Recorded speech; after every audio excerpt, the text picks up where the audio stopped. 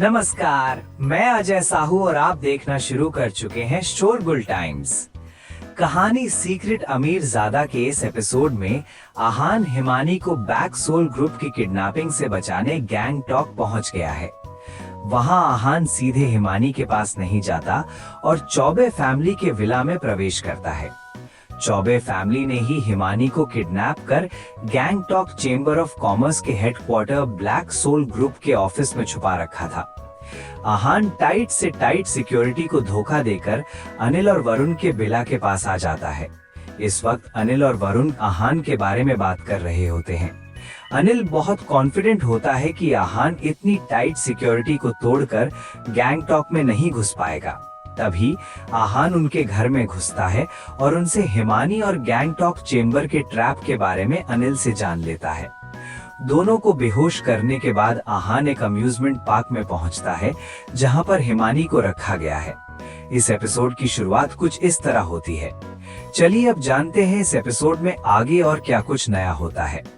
आहान को अनिल ने बताया था कि हिमानी की सुरक्षा में इस अम्यूजमेंट पार्क में ब्लैक सोल ग्रुप ने कम से कम अपने 100 वॉरियर्स को छुपा रखा था। आहान को इस वक्त कोई नजर नहीं आ रहा था, पर वो जानता था कि हर कोने में और हर जगह कोई वॉरियर जरूर होगा। आहान बहुत धीरे धीरे अम्यूजमेंट पार्क में दाखिल हुआ। अचानक से उसे किसी खतरे का एहसास हुआ। अपनी बाज जैसी नजर की वजह से आहान ने फटाफट चारों तरफ सब कुछ स्कैन किया।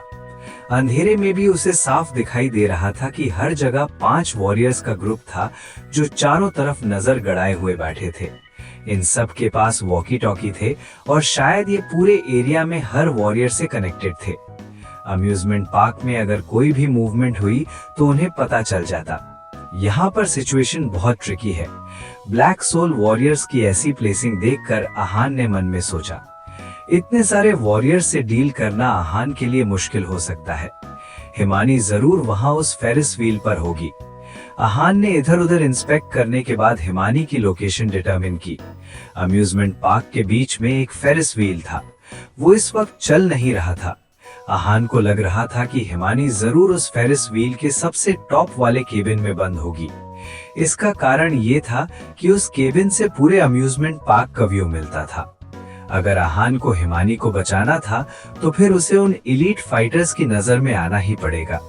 हिमानी को चुपचाप बचाना बहुत मुश्किल था। जो आहान सोच रहा था वहां सिचुएशन बिल्कुल वैसी ही थी।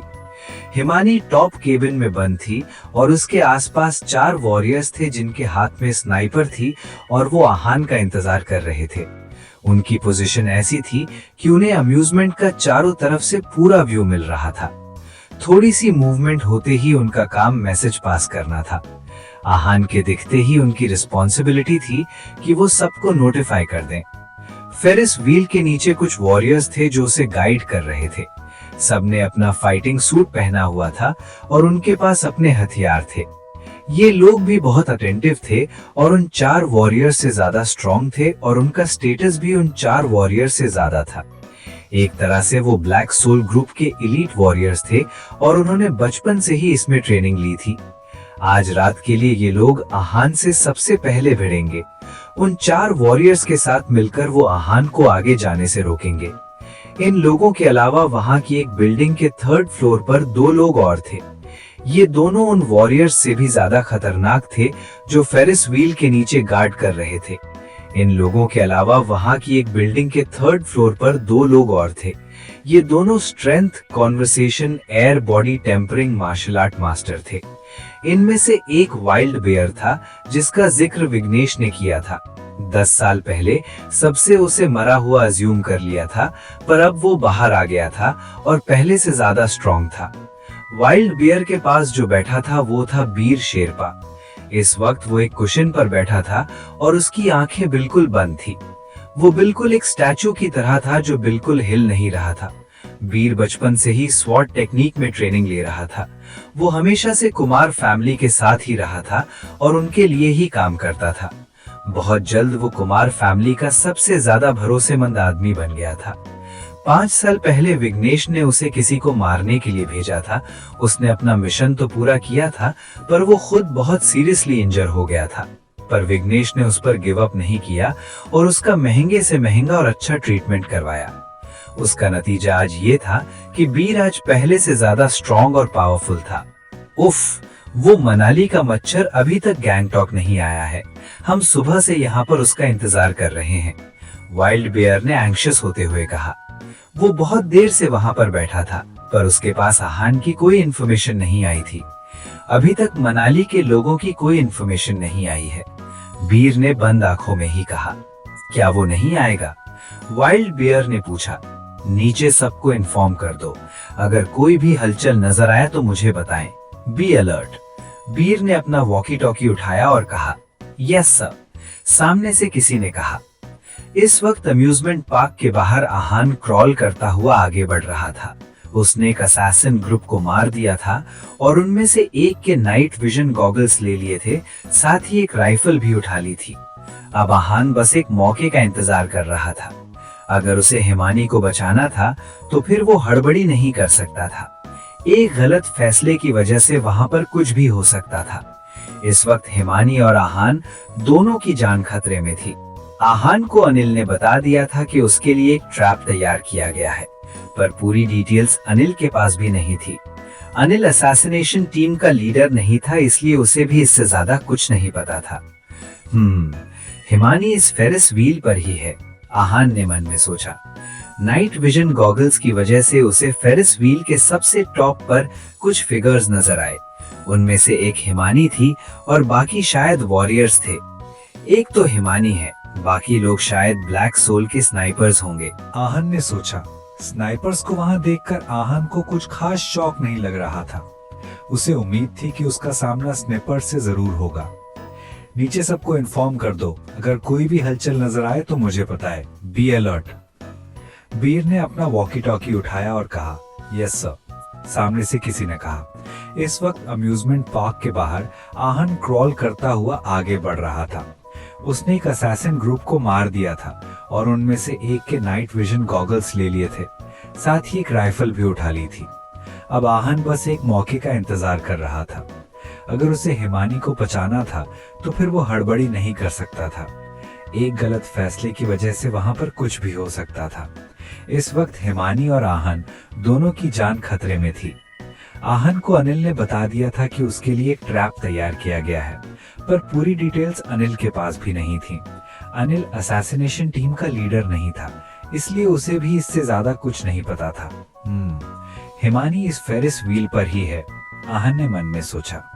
नाइट विजन गॉगल्स की वजह से उसे फेरिस व्हील के सबसे टॉप पर कुछ फिगर्स नजर आए। उनमें से एक हिमानी थी और बाकी शायद वॉरियर्स थे। एक तो हिमानी है, बाकी लोग शायद ब्लैक सोल के स्नाइपर्स होंगे, आहान ने सोचा। स्नाइपर्स को वहां देखकर आहान को कुछ खास शौक नहीं लग रहा था। उसे उम्मीद थी कि उसका सामना स्नाइपर्स से जरूर होगा।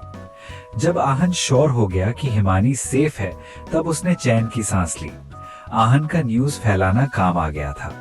जब सबको पता था कि वो ग्रैंड मास्टर देशमुख की बेटी है, तो अब उसे कोई नुकसान नहीं पहुंचाएगा। हिमानी तो ठीक है, पर अभी भी उसे बचाना बहुत मुश्किल होगा, आहान ने मन में सोचा। आहान ने हिमानी को बचाने का फैसला तुरंत नहीं लिया, बल्कि उसने पहले सब कुछ ऑब्जर्व करने का फैसला किया।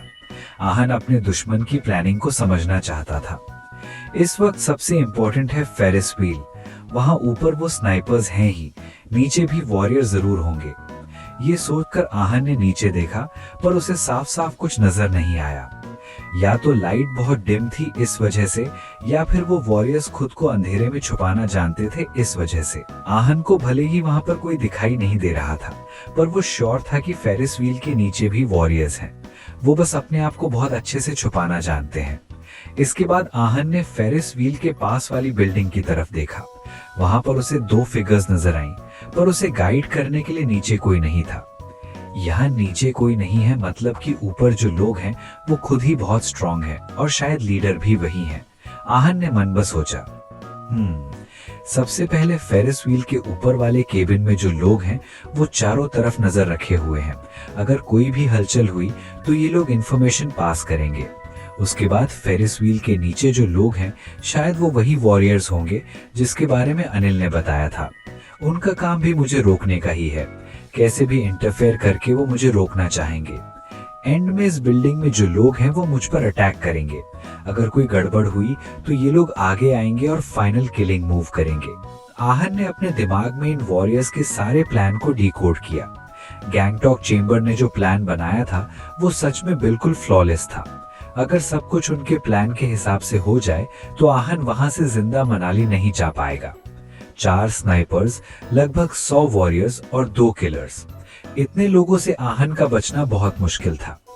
इन्होंने प्लान तो बहुत सॉलिड बनाया है, पर फिर भी इनसे भी कहीं ना कहीं गलती तो होगी ही। आहन इस वक्त इनके प्लान में लूप होल ढूंढ रहा था। सबको लग रहा था कि आहन कल से पहले गैंगटॉक नहीं पहुंच पाएगा। इसके अलावा किसी से आहन के आने की कोई खबर भी नहीं मिली थी। ऐसे में उनका रिलैक्स करना नॉर्मल बात थी। उन्हें लगता है कि मैं कल यहाँ आऊंगा। जब ये लोग थोड़ा सा भी रिलैक्स होंगे मुझे तभी कुछ करना होगा। पर मुझे सब कुछ बहुत जल्दी करना पड़ेगा, क्योंकि वरुण और अनिल के बारे में सबको जल्दी ही पता चल जाएगा। आहन ने खुद से ही कहा। उन्हें लगता है कि मैं कल यहाँ आऊंगा। जब ये लोग थोड़ा सा भी रिलैक्स होंगे मुझे तभी कुछ करना होगा। पर मुझे सब कुछ बहुत जल्दी करना पड़ेगा, क्योंकि वरुण और अनिल के बारे में सब कुछ जल्दी ही पता चल जाएगा। आहन ने खुद से ही कहा। आहन वरुण और अनिल के साथ जो करके आया था वो ज्यादा देर तक छुपने वाला नहीं था। जैसे ही गैंगटॉक चैम्बर का कोई भी मेंबर वहां पर जाएगा उन्हें पता चल जाएगा कि आहन वहां पहुंच चुका है।